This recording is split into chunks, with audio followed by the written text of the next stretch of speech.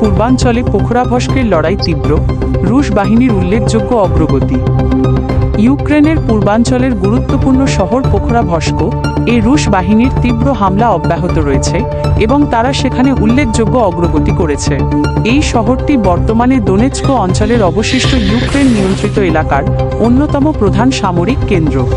মূল পরিস্থিতি: তীব্র লড়াই ও সরবরাহ পথের উপর চাপ।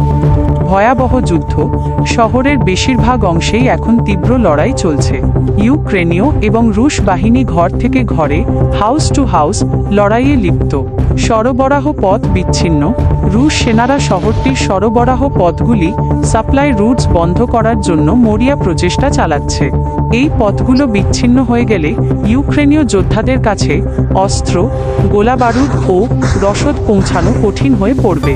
একাধিক প্রতিবেদনে জানা যায়, গুরুত্বপূর্ণ সরবরাহ পথগুলি রুশ ড্রোন হামলার আওতায় চলে এসেছে।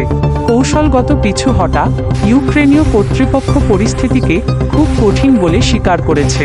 কিছু জায়গায় ইউক্রেনীয় যোদ্ধারা কৌশলগত কারণে তাদের অবস্থান থেকে পিছু হটে গেছে বলে জানা গেছে।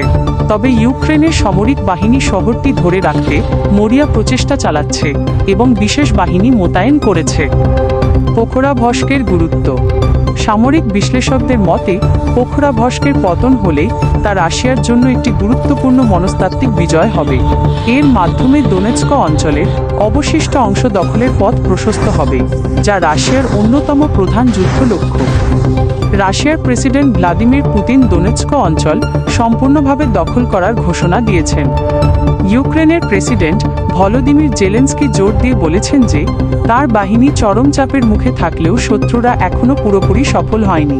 তবে তিনি স্বীকার করেছেন যে সামনের সারির সকল সামরিক তৎপরতার একটি বিশাল অংশ, 26% থেকে 30% পোখরাভস্ক অঞ্চলেই কেন্দ্রীভূত হয়েছে, যা সেখানকার চরম কঠিন পরিস্থিতি তুলে ধরে।